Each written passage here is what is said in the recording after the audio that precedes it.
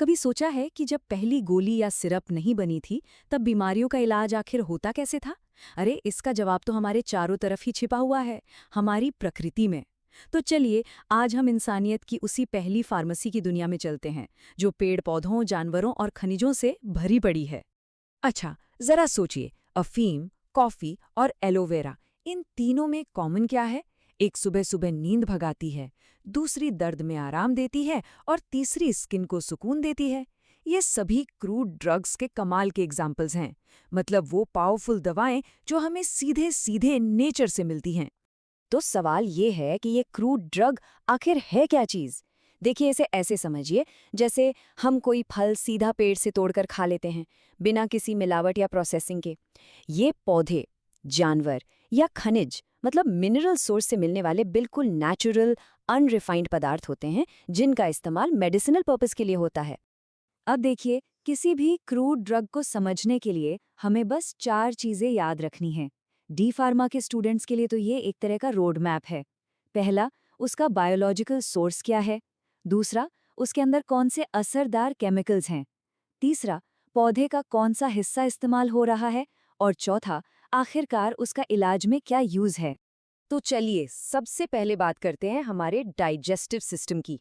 देखते हैं कि नेचर में कौन सी दवाएं हैं जो हमारे पेट को ठीक रखने में मदद करती हैं। हमारा पहला केस स्टडी है सेना, जिसे सोनामुखी भी कहते हैं। ये एक बहुत ही जाना माना और पावरफुल नेचुरल लैक्सेटिव है। सदियों से इसका इस्तेमाल कब्ज यानी कॉन्स्टिपेशन के इलाज के लिए होता आ रहा है।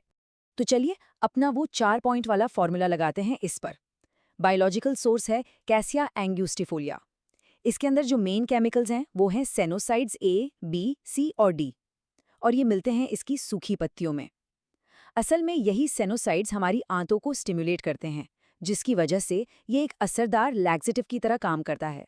अब इसी कैटेगरी में एक और एग्जाम्पल देखते हैं, अरंडी का तेल यानी कैस्टर ऑयल। काम इसका भी सेना जैसा ही है, लेकिन इसका सोर्स और इसके पीछे का साइंस वो बिल्कुल अलग है। यहाँ पर बायोलॉजिकल सोर्स है रिसिनस कम्युनिस और इसका मेन एक्टिव केमिकल है रिसिनोलॉलिक एसिड, जो इसके बीजों से मिलता है।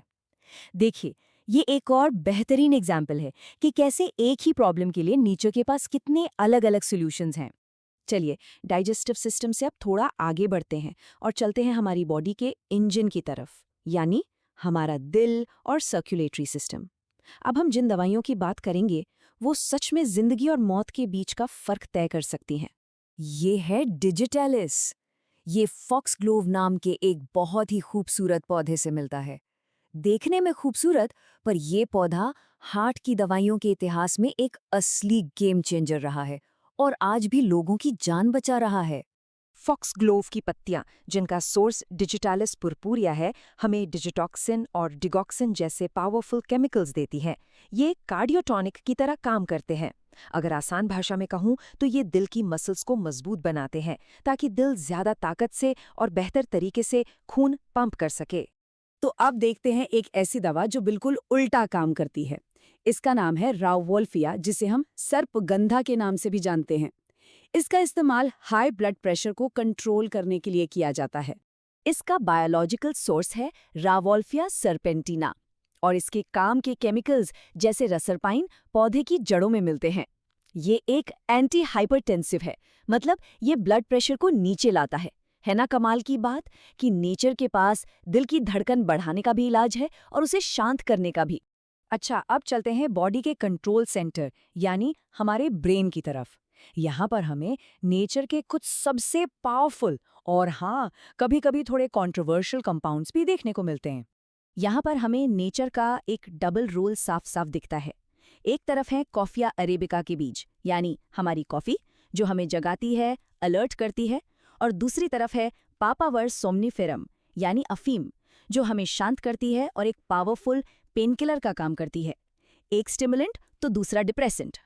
चलो, अब फटाफट नजर डालते हैं नेचर की टूल किट में मौजूद कुछ और औजारों पर। ये एक रैपिड फायर राउंड होने वाला है। इन्फेक्शन से लड़ना है? नेचर के पास इसका भी इलाज है। लौंग, हल्दी, नीम, ये सब पावरफुल नेचुरल एंटीसेप्टिक हैं जो हमें जर्म से बचाते हैं। खांसी ने परेशान कर रखा है तो वासाका, मुलेठी और इपेका क्वाहाना जैसे पौधे एक्सपेक्टोरेंट का काम करते हैं। आसान भाषा में ये छाती में जमे बलगम को ढीला करते हैं ताकि हमें सांस लेने में आसानी हो। तो यहाँ पर एक बड़ा सवाल उठता है, इन सदियों पुरानी नेचुरल दवाइयों का आज की मॉडर्न मेडिसिन से क्या लेना देना है? चलिए देखते हैं कि कैसे नेचर आज की मॉडर्न फार्मेसी के लिए एक पूरा का पूरा ब्लूप्रिंट तैयार करती है। एक बात साफ समझ लीजिए, ये नेचुरल केमिकल सिर्फ इतिहास की किताबों में पढ़ने की चीजें नहीं हैं। असलियत तो ये है कि आज हम जो मॉडर्न दवाइयाँ देखते हैं, उनमें से कई की नींव यही केमिकल्स हैं। चलिए डिजिटैलिस की कहानी पर वापस चलते हैं। सब शुरू होता है फॉक्सग्लोव की पत्तियों से, जो कि एक क्रूड ड्रग है। फिर साइंटिस्ट उसमें से डिगॉक्सिन जैसे एक्टिव केमिकल को आइसोलेट करते हैं, यानी अलग निकालते हैं। और आखिर में उस प्योर केमिकल से एक स्टैंडर्ड दवा बनती है, जिसकी डोज बिल्कुल सटीक होती है। और दोस्तों, बस यही तो है फार्माकोग्नोसी, यानी क्रूड ड्रग्स की स्टडी का पूरा सार। ये हमें नेचर के उन ब्लूप्रिंट्स को पढ़ना और समझना सिखाती है, ताकि हम उनसे जिंदगी बचाने वाली नई नई दवाएं बना सकें।